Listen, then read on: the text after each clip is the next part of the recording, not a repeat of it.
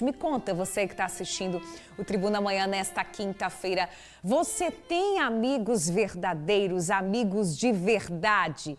Quantos? Dá para contar em uma mão só? Há quanto tempo que você não vê presencialmente ali, ó, pessoalmente, esses amigos? Numa era que a gente está sempre conectado com tanta gente ao mesmo tempo, aqui no meu Zap eu estou falando com umas 10 pessoas ao mesmo tempo, mas ainda assim nós estamos muito sós, muito solitários.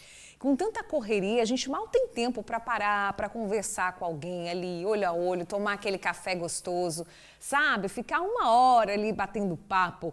As amizades que antes eram feitas no dia a dia, com risada, com abraço, aquela coisa gostosa, estão dando lugar a as mensagens rápidas, né, pessoal? Áudio, que a gente ainda bota no acelerado, que a gente está escutando ali no 1.5, no 2, e também aos contatos virtuais. E aí surge essa pergunta importante, né, que a gente te faz aqui. Você tem amigo de verdade? Há quanto tempo você não vê esses amigos? Deixa eu sentar aqui para o nosso café da manhã para a gente entender por que está tão difícil a gente manter essas amizades verdadeiras, né? Por que está tão difícil a gente se conectar verdadeiramente, né, com as pessoas? Eu estou aqui com a Keila Mendes, que é psicóloga e vai trazer essa resposta e outras também para a gente. Bom dia, Keila. Bom dia, Bruna. Obrigada pelo convite, né? Vamos estar aqui novamente falando sobre um tema que particularmente eu domino muito bem, porque eu amo ter amigos e tenho amigos muito significativos na minha vida. Keila, já responde pra gente, por que tá tão difícil? Eu tenho certeza que quem tá em casa, quando eu perguntei, você tem amigos verdadeiros? Muita gente deve ter respondido, claro, tenho. Quantos? Ah, só um ou dois que você realmente considera amizade verdadeira. Por que é tão difícil a gente manter essa relação? Eu acho que nós temos uma urgência de muitas coisas na vida. E a amizade, ele é um tipo é um relacionamento que consiste em entrega, né? E toda entrega genuína requer tempo, dedicação, né? Abrir mão de desejos às vezes próprios, do egocentrismo.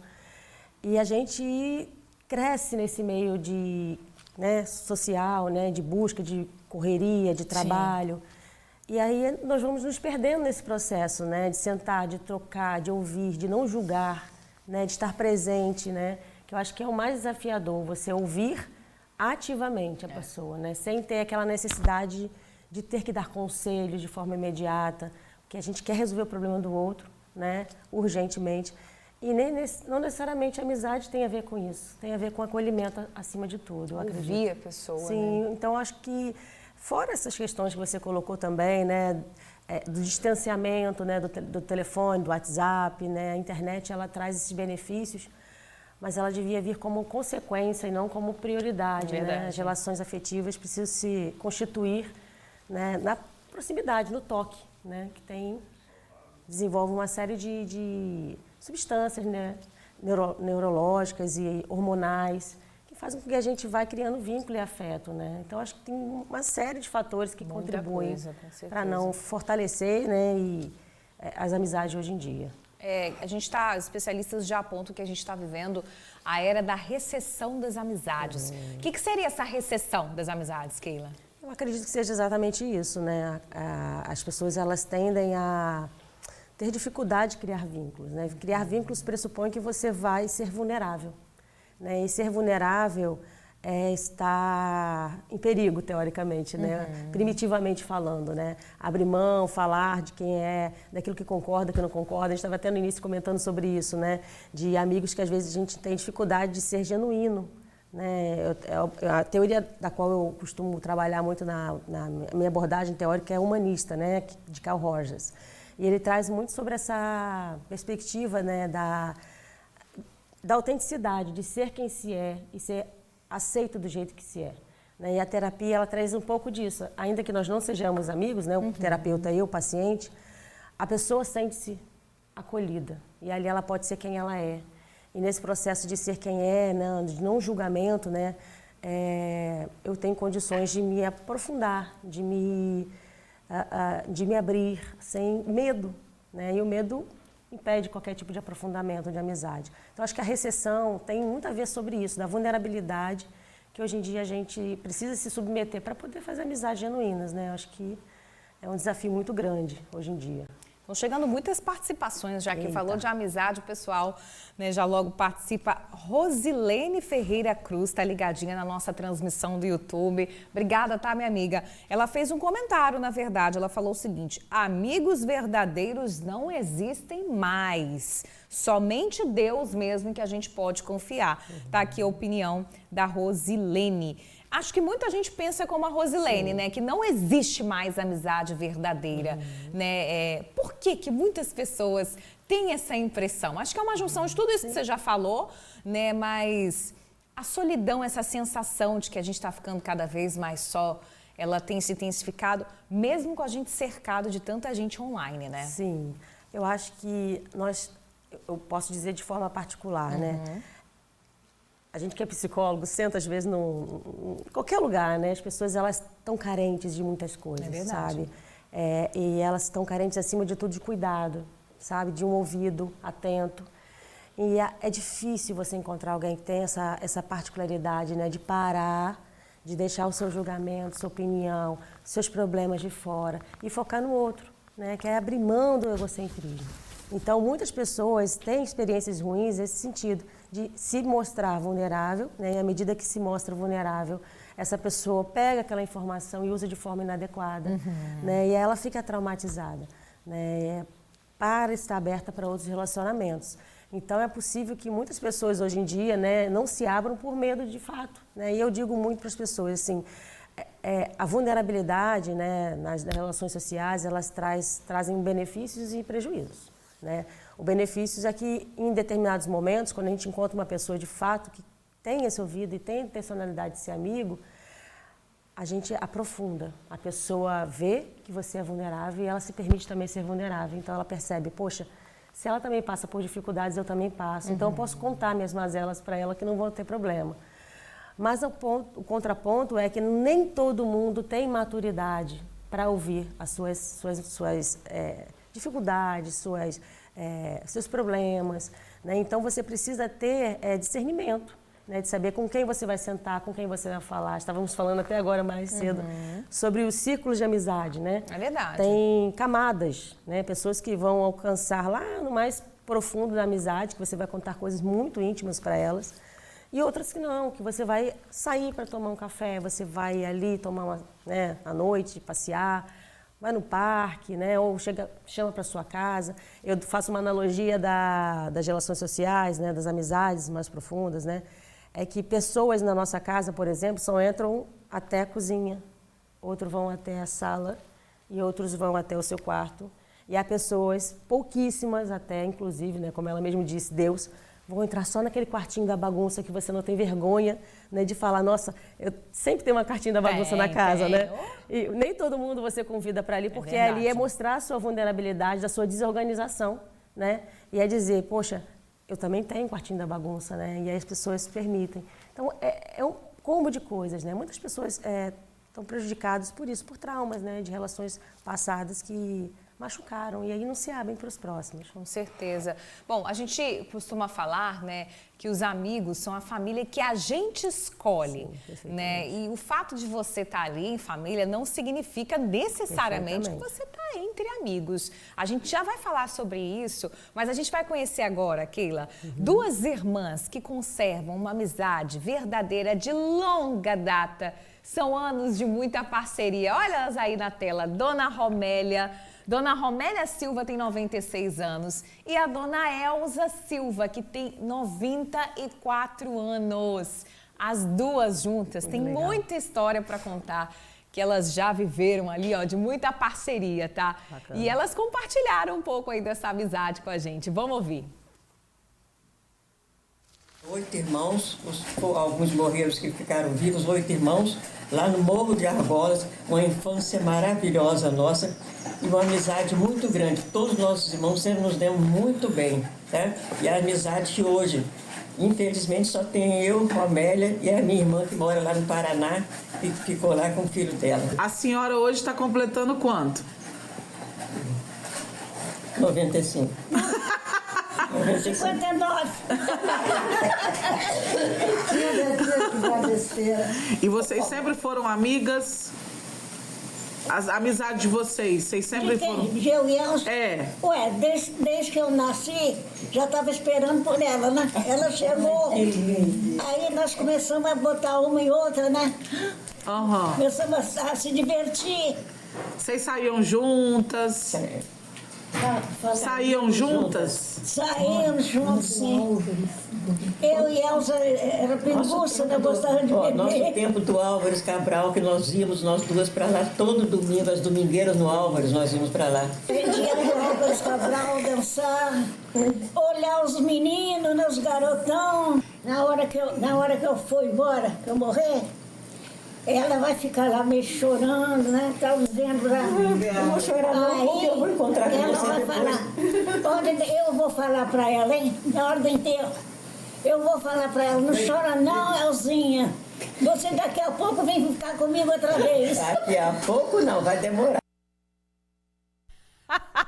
Que figuras, Muito que bom. amizade linda da gente ver, meninas. Um beijo pra vocês. Inclusive, foi aniversário da Dona Romélia ontem, tá? Então eu quero deixar aqui um beijo especial pra você, tá, Dona Romélia? Muita saúde.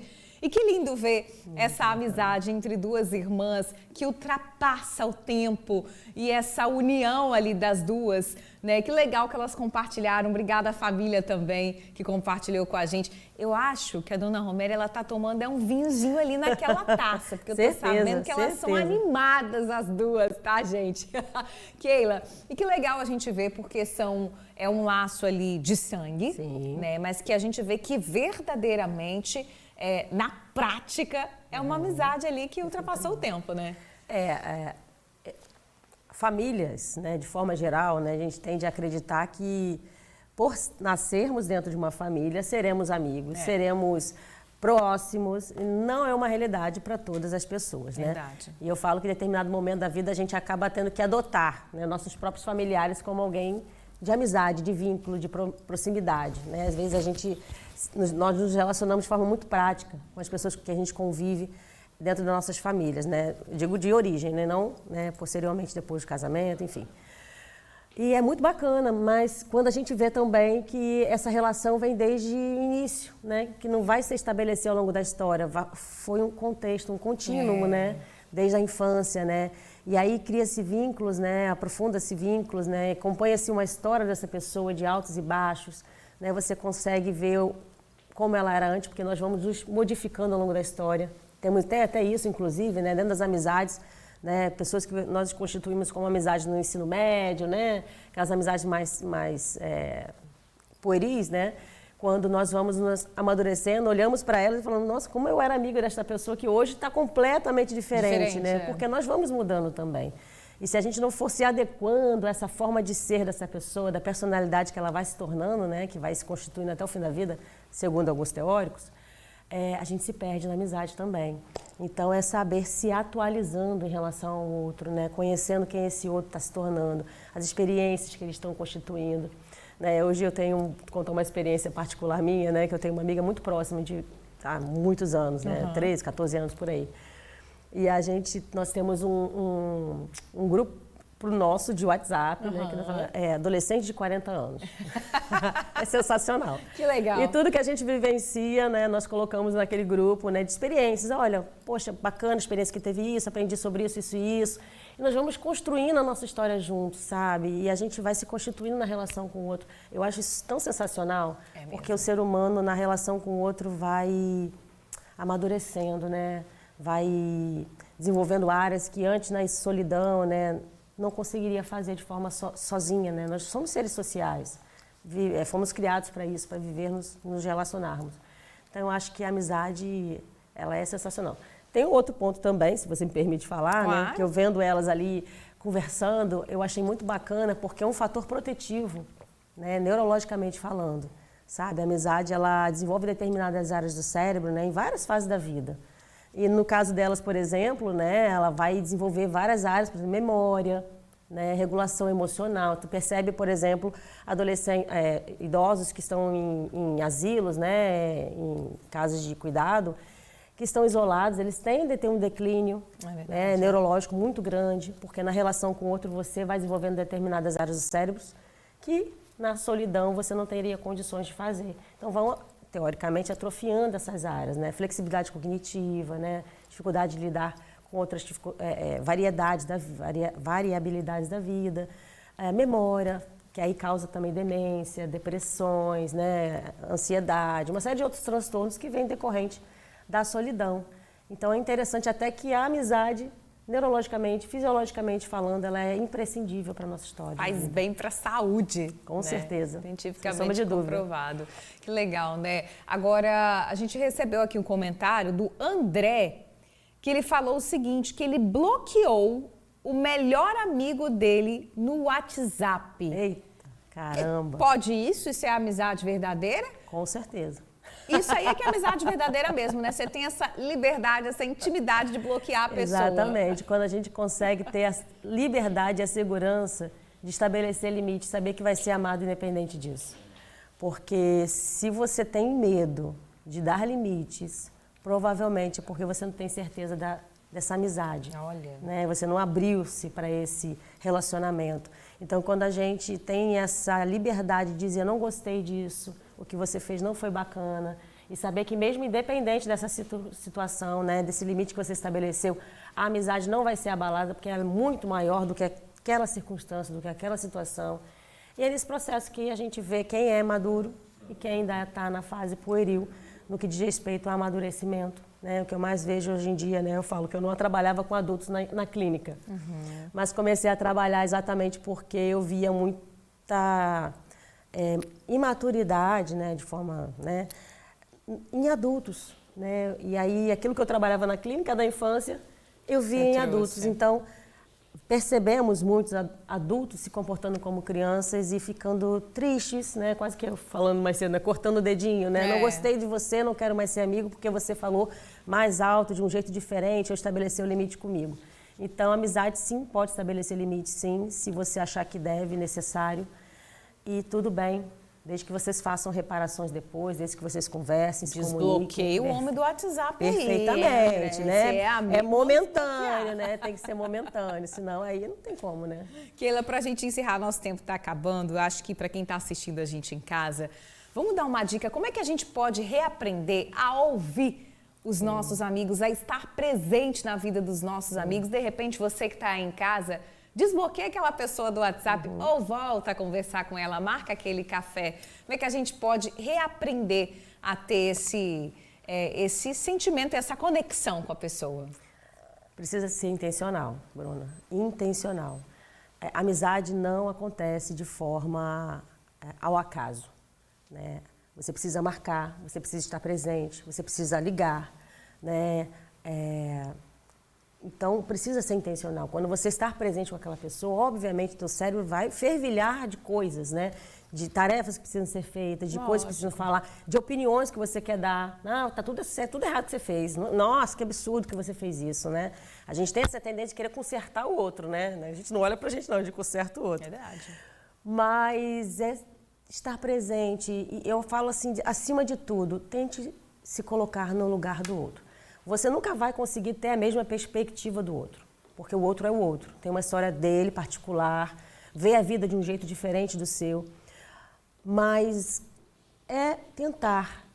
Será que na minha vida ela passou por isso, eu passei por algo semelhante? Como eu lidei com isso? Né? Grupo de apoio funciona muito isso. Né? Quando a gente compartilha situações, a gente fica silenciado para ouvir a experiência do outro. Né? E aí estabelece-se um vínculo, eu vejo como ele lida com aquilo, eu também tenho minhas experiências, eu posso compartilhar sobre as minhas experiências. Não dizendo que está certo, que está errado, mas simplesmente ouvindo de forma intencional, sem julgamento. Perfeito. Keila Mendes, psicóloga, dando uma aula de amizade aqui pra gente. Obrigada pela participação. Foi maravilhosa a nossa conversa. E vamos encerrar juntas aqui, vendo, né, a Érica tocando violino ali pro amigo dela, que é um gesto lindo, concretizado de tudo isso que você falou aqui pra gente hoje, né? Ó, vamos ficando por aqui. Um beijo pra vocês. Boa quinta e até amanhã às 8h15. Obrigada mais uma vez, Keila. Obrigada, Bruna, pelo convite. Tchau, tchau. Tchau.